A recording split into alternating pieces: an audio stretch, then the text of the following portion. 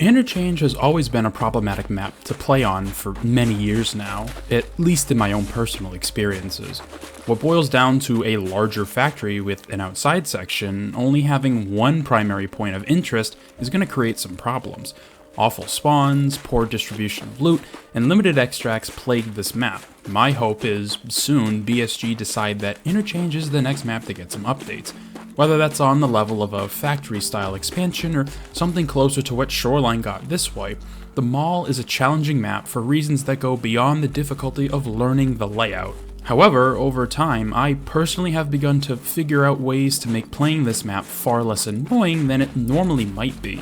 Granted, these don't always work and should be taken with a grain of salt because there are a lot of factors that will go into your experience on Interchange, or really any map in the game to be honest.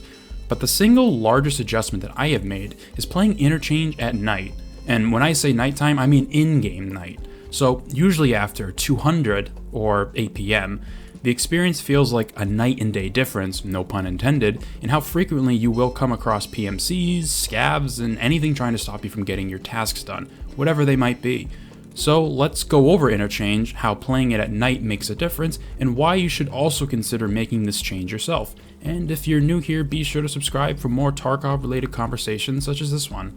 Right off the bat, the initial spawn rush that is getting inside the mall feels less daunting when at night. When it's bright outside, depending on where you start, it doesn't take much for another player to spot you and begin shooting to put you back in your stash prematurely. I know that most front side spawns can be brutal, but getting the infamous Emercom exit spawn almost guarantees certain death unless you get extremely lucky. However, these situations tend to happen less often when it's dark. You can, take your time, slowly approach the mall without feeling the constant stress of having to look left and right all the time in case someone just so happens to be holding a spawn angle. One reason why this might be the case is less people usually decide to queue up for any nighttime map. There are naturally less players trying to get in the mall, which means your chances of getting in just go up. Again, there's no science to back this up, but rather years of experience and experimentation to figure out if there is a difference between day and night interchange, and just from a personal game feel perspective, there absolutely is. I have multiple videos where nighttime interchange is in the background, and if you were to go back and really pay attention to that footage, I barely run into any PMCs. Regardless of the time, you usually won't run into the entire lobby unless for some reason everyone just has the same quest that day. It's more likely maybe 1-2 PMCs max, and then any more than that you need to go out of your way to chase down those gunshots to see more. A smaller aspect to playing nighttime interchange that feels kinda neglected is the light difference between daytime and nighttime. It's almost non-existent inside the mall. With the improvements to the inside of the mall we got last year, it's still difficult to spot people from the other side of a hallway, but at least that weird haze and fog is kind of ultimately gone. It's just kind of dark. But here's the thing, it's always been dark, no matter what time of day you play on.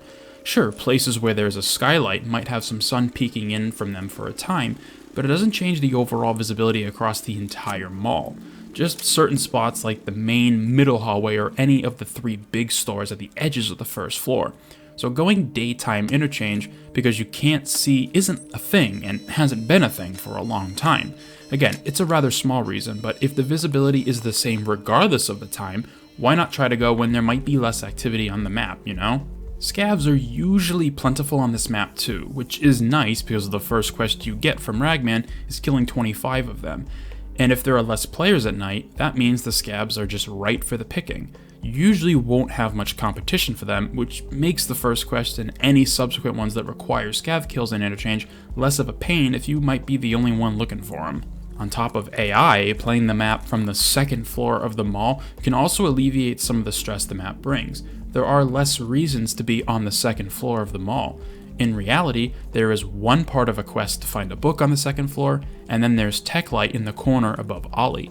Other than that, there is no reason to be up on the second floor, which makes it a particularly nasty spot for holding angles and just patrolling around.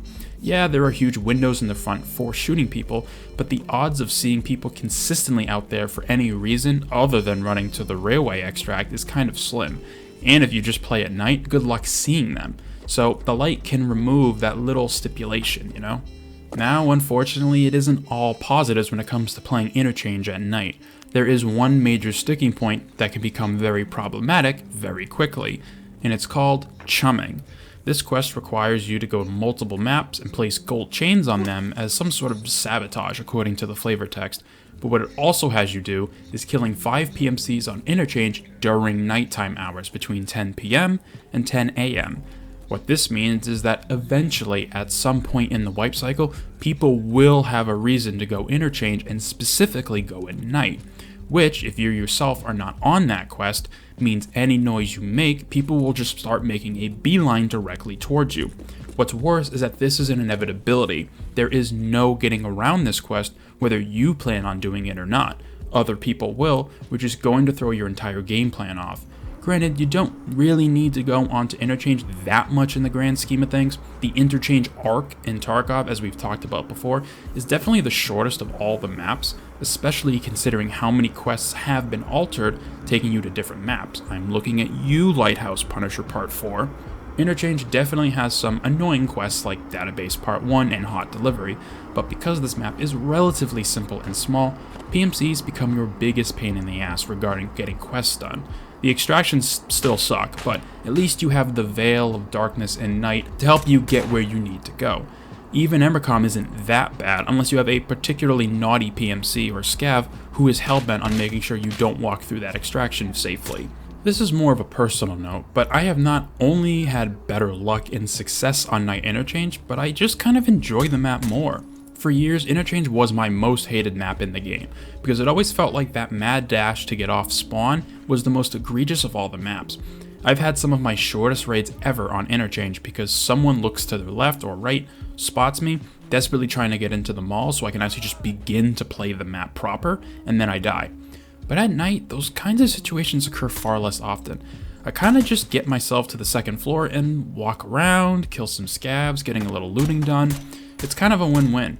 And over time, I have come to appreciate the map more for what it is. It's not perfect, but I still think on paper, it's the coolest idea for a map in Tarkov. Streets is awesome, don't get me wrong, and it also has a small mall that might be handled better than Interchange, but you can't replace the original, and I like what it has become, and it's thanks to playing the map at night that has given me this newfound appreciation for its existence. Interchange at night is a totally different experience than playing when the sun is shining. If you find yourself struggling with completing quests and extracting from them all, give nighttime a try. Just don't bring any form of night vision, they kinda still don't work and haven't had that issue solved, so at least I saved you 32k rubles you were trying to spend on night vision from Skier, but seriously, give nighttime Interchange a try. You might run into some chumming gamers, but if you don't, the pace of the map feels much more in line with what it might have been originally designed for. Thank you for taking the time out of your day to watch this video. Let me know in the comment section down below if you've messed with nighttime Interchange and what your experiences were like, and be sure to subscribe for more videos about trying to play maps in Tarkov in such a way that doesn't make me want to bash my head against the wall. I hope to see you in future ones.